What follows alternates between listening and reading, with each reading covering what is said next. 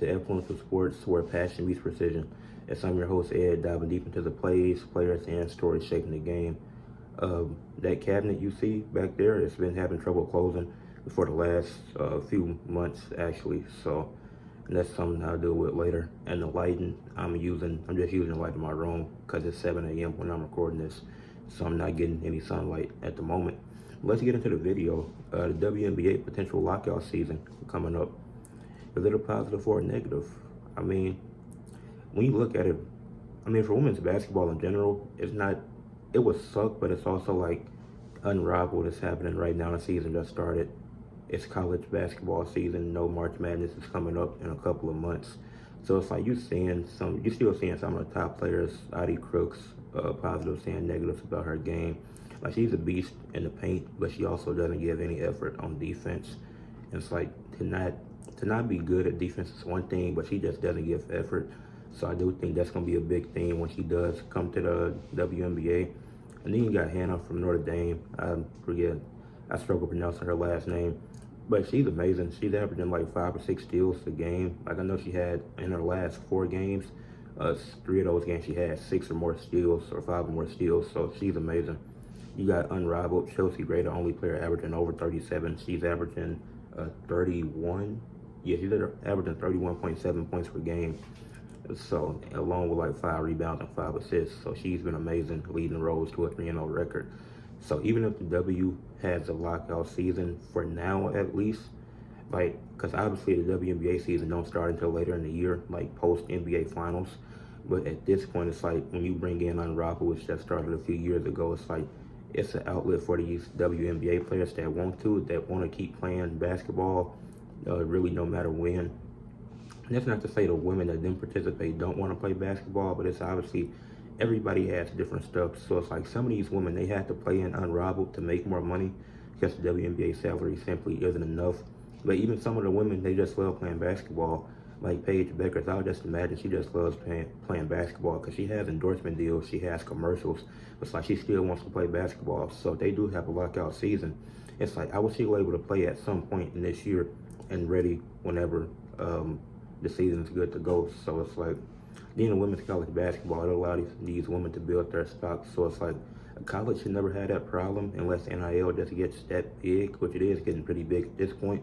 But I don't imagine it taking over that much to where we have college lockout seasons, unless something like a pandemic or something happens again. Like, I don't see a lockout happening due to financial reasons unless the NIL gets that much worse than what it is at the moment. But yeah, I think.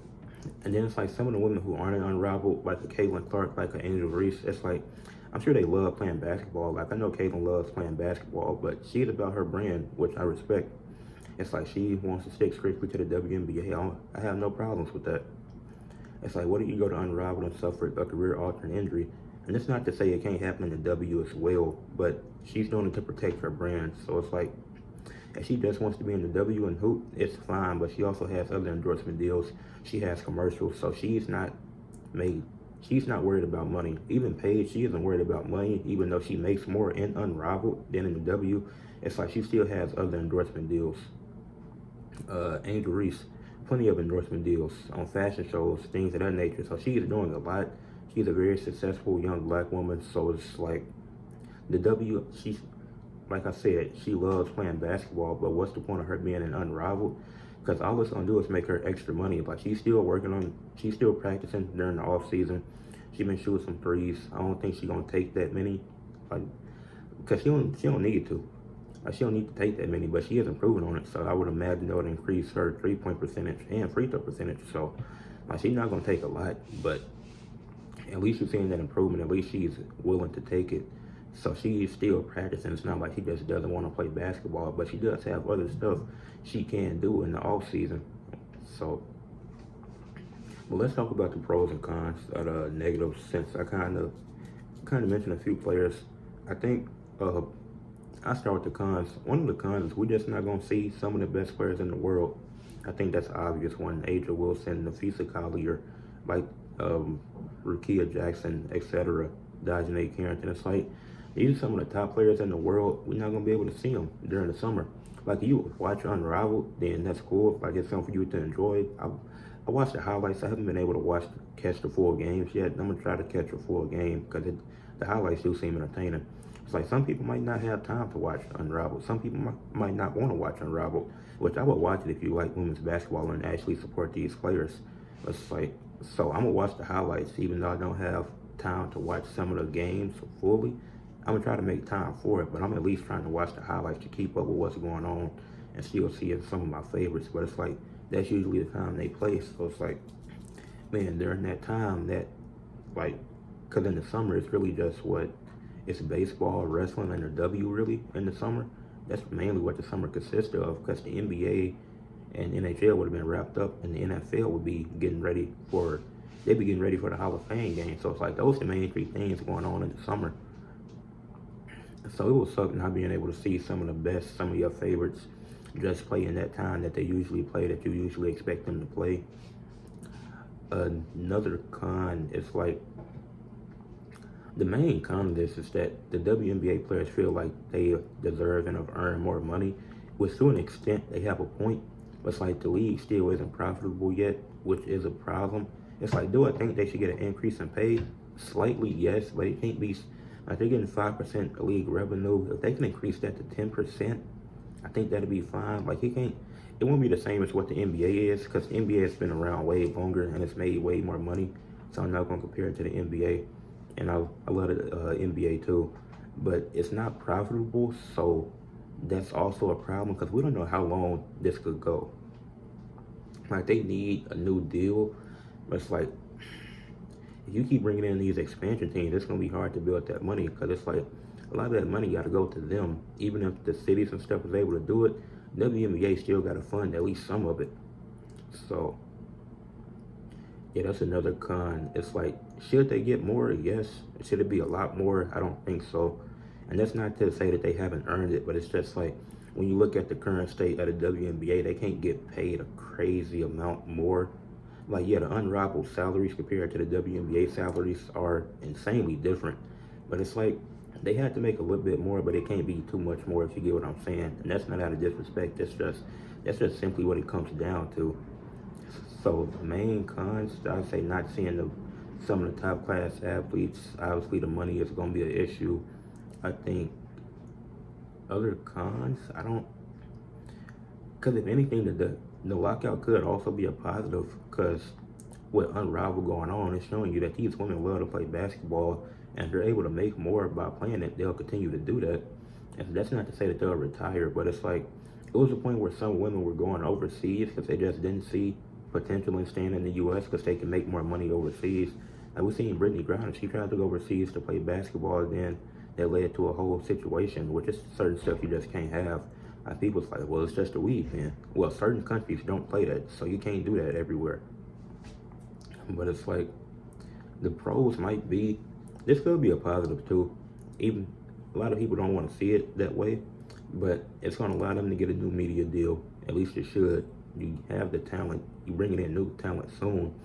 Obviously, Juju Watkins is injured, but she was going to be one of the top prospects this year, so she'll play next year. She'll be one of the top prospects going into that draft. So it's like, if anything, this could be a positive too, because with Unrivaled, it shows the league that these women love to play basketball, and if they can make more playing basketball longer, they'll do that, even though they don't have to. But this is the best way for them to fund their lives and careers, by playing in Unrivaled, by maybe going overseas at some point in their careers to make more money. So even though I do think there's a few cons in this, the pros is really for the players. Like, they make more money. It's like they're able to fund everything they got going on, whether they have a family, whether they plan on getting married. Like A'ja Wilson, I know she got incentives from winning multiple awards and stuff. Maybe, I think her and Bam are engaged, I think. I don't know if they're married yet, but maybe, like, if they want to have a family in the future, like, they need these things for funding. And it's like, yeah, Bam got a nice contract too, but A'ja Wilson, she want to be able to do her own thing. She don't want to just live off her husband, like, when they can both provide something. So it's like, maybe a Chelsea Gray or whatever want to start a family. I don't know if she has a family. I'm just using her as an example. Like, you gotta have the money to fund these things. So a lockout, not playing until you get what you feel like you're owed and deserve, like, it might be a positive. And because it's definitely a positive for the players, especially the ones that are still playing unrivaled. For the ones with endorsements, it's like they love basketball, so it'll be a con for them because they aren't able to play. But at the end of the day, they're all pushing for the same thing. So, because obviously some coaches do make more than players, but Nafisa Collier and Aja Wilson should be the two highest paid people in the WNBA period, including coaches. It shouldn't be a coach getting paid more than Nafisa Collier or Aja Wilson. That's how good they are. How many coaches are getting paid? And I'm going to use this NBA comparison. Just how many, because when you look at Aja Wilson and Nafisa Collier now, that's like, look at like LeBron and Steph at their peaks. Well, at least when they were in, obviously they were in the, obviously their peaks happened at different times. But how many coaches was making more than LeBron and Steph? Even LeBron at this point, he's making $52 million. I think Steph is around there. I think he's making 40-some million. What NBA coaches is making more than them annually? Can't think of any. If there is, I could be wrong. Let me know in the comments. But yeah, I think the lockout might be necessary for the WNBA because I think it's going to be the only way to push the product. And that doesn't, it's like, it's other ways to push it, but it's like they got to get paid more. Even if it's just a slight amount, even if it goes from 5% to 7%, you got to pay these players more. They're going to keep pushing for it. Maybe some go overseas, maybe some. Then still not enough roster spots, which that's a whole different conversation. But with that being said, let me know what y'all think of a potential lockout. Would it be a positive or negative for the WNBA? Leave a like, subscribe, comment, and share for others to see. But yeah, let me know what y'all think in the comments.